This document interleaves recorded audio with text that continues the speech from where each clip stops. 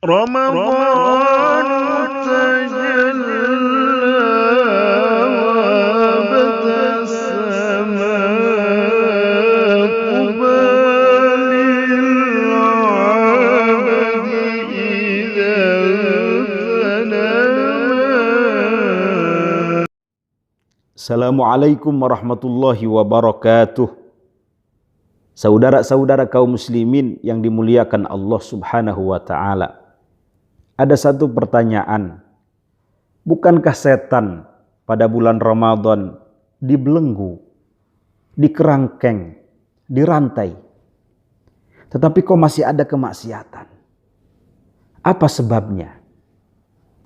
Maka kami menjawab, pertama, para ulama beragam pendapat dalam memahami hadis dikerangkengnya setan. Hadis ini bersumber dari sahabat mulia Sayyiduna Abu Hurairah radhiyallahu anhu, sebagaimana diriwayatkan oleh Al-Imam Al-Bukhari dan juga Al-Imam Muslim, bahwasanya baginda Nabi besar Muhammad sallallahu alaihi wasallam bersabda, "Idza jaa Ramadan futtihat abwabul jannah." Apabila datang bulan Ramadan, maka dibukalah pintu-pintu surga. Wa ghulliqat abwabun nar, dan pintu-pintu neraka ditutup. Wa suffidatis syayatin, dan setan-setan dikerangkeng, dibelenggu. Dalam riwayat yang lain, wa sulsilatis syayatin, setan-setan dirantai.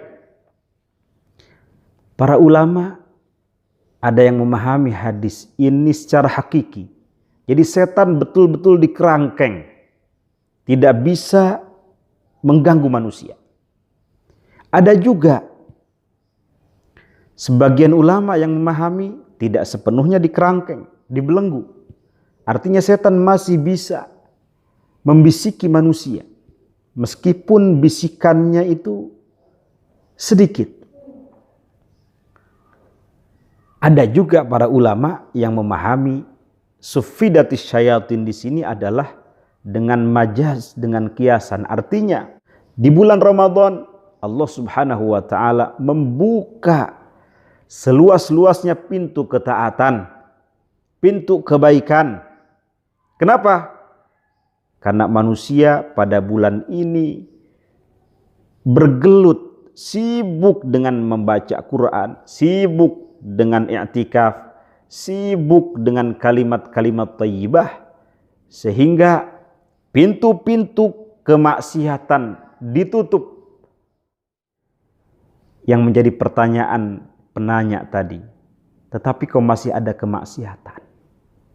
Maka kami menjawab, yang kedua, sebab kemaksiatan tidak hanya dari setan.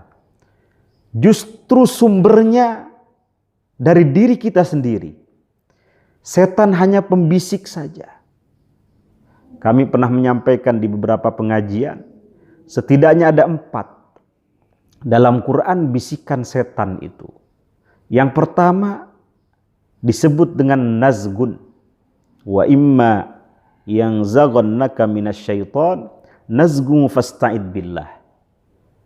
Kata para ulama, nazgun di sini artinya mengganggu, dengan gangguan yang sangat lembut, yang sangat halus, tetapi ada jarak antara fa'il dengan maf'ul, antara yang diganggu dengan yang mengganggu, antara subjek dengan objek. Setan tidak mampu, tidak berani mendekati orang-orang yang memiliki keimanan yang kokoh, memiliki rasa takut kepada Allah yang sangat tinggi. Takut mereka.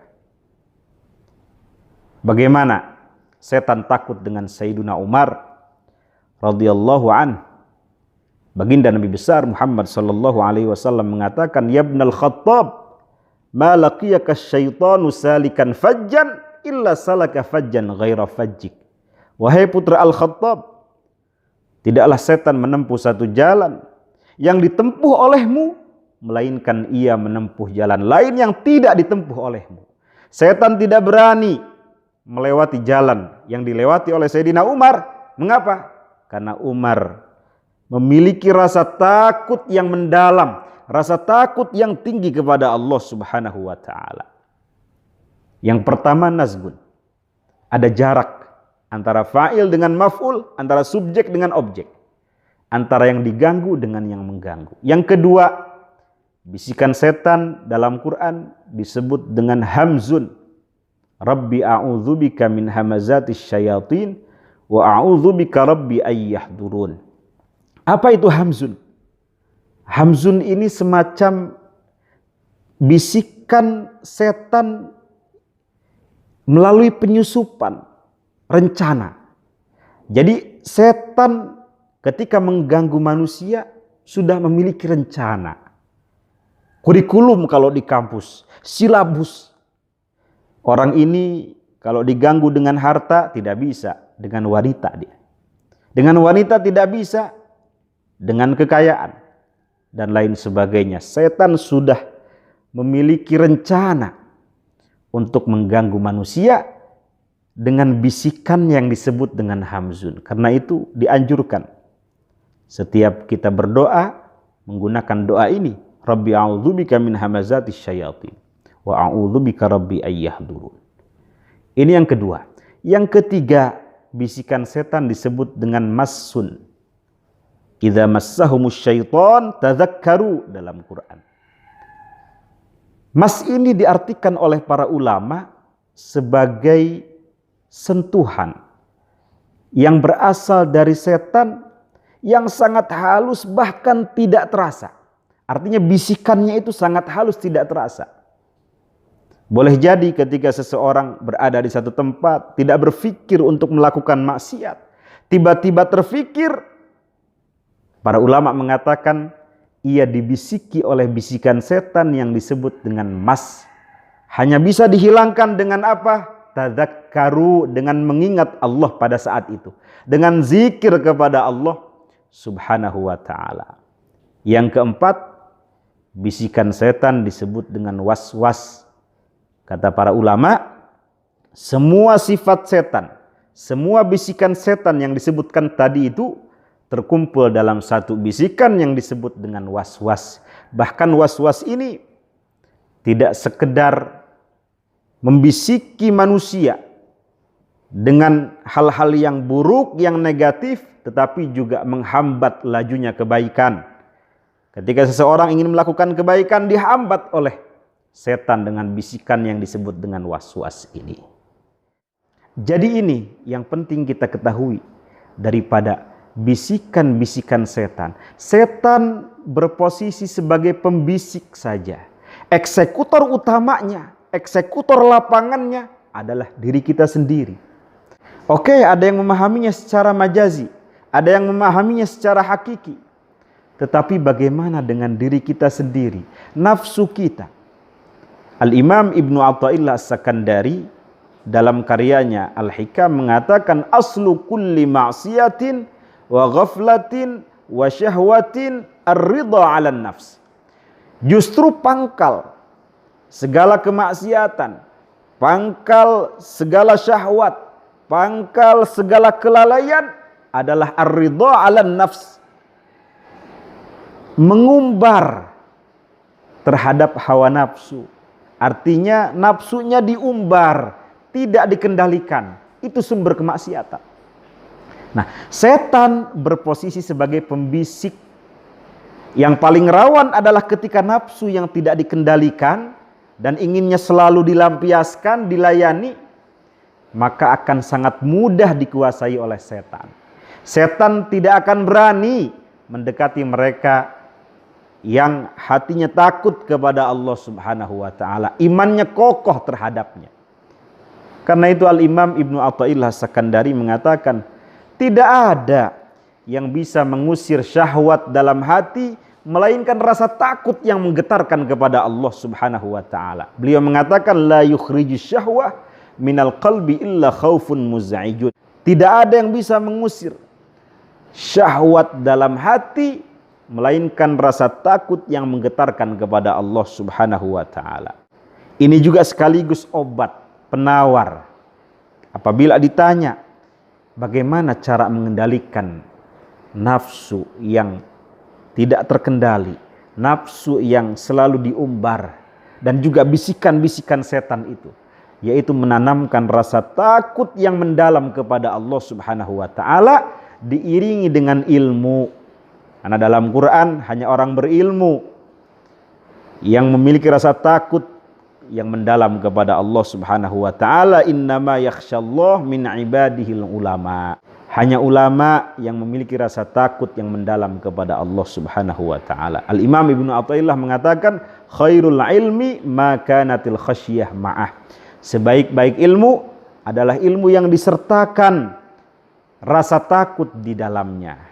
Banyak orang yang memiliki ilmu tetapi tidak ada rasa takut di dalamnya, bukan semakin dekat kepada Allah tetapi semakin jauh. Jadi penawar atau obat dalam mengendalikan hawa nafsu yang berlebih itu adalah dengan menanamkan rasa takut yang mendalam kepada Allah Subhanahu wa taala. Saya kasih contoh, orang yang punya rasa takut ketika di satu tempat yang tidak pernah ia datangi, kemudian masuk waktu sholat. Bagaimana orang yang punya rasa takut? Ia akan bertanya lebih dahulu, di mana arah kiblat. Tidak kemudian sekedar sholat, langsung sholat, tidak. Kenapa? Dengan ilmunya dia tahu bahwa salah satu syarat sah sholat adalah menghadap kiblat. Jadi dia takut sholatnya tidak diterima. Karena itu dia bertanya lebih dahulu. Ketika dia meminjam sarung misalnya, bagaimana sikap orang yang takut kepada Allah? Dengan ilmunya akan dilihat terlebih dahulu apakah sarungnya bersih atau tidak, bolong-bolong atau tidak. Jadi menanamkan rasa takut ini penting, bahkan diperintahkan oleh Allah Subhanahu wa taala, fala takhafuhum wa khafuni in kuntum mu'minin. Janganlah kalian takut terhadap orang-orang kafir itu, takutlah terhadapku saja. Ustaz, bukankah penakut itu nggak baik? Saya jawab, penakut yang nggak baik, tetapi menanamkan rasa takut kepada Allah Subhanahu wa taala diperintahkan, bahkan akan memberikan rasa aman terhadap pelakunya.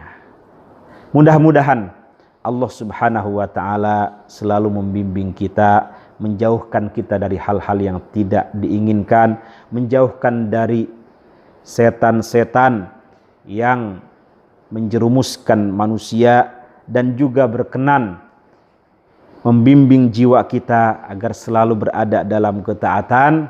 Rabbi a'udzubika min hamazatis syayatin wa a'udzubika rabbi ayyahdurun. Na'udzubi kalimatillahi tammah min kulli syaitanin wa hammah wa min kulli ainin lammah birahmatika ya arhamar rahimin. Rabbana atina fid dunya hasanah wa fil akhirati hasanah wa qina adzabannar. Kurang lebihnya mohon maaf, mudah-mudahan ada manfaatnya. Assalamualaikum warahmatullahi wabarakatuh. Ramadan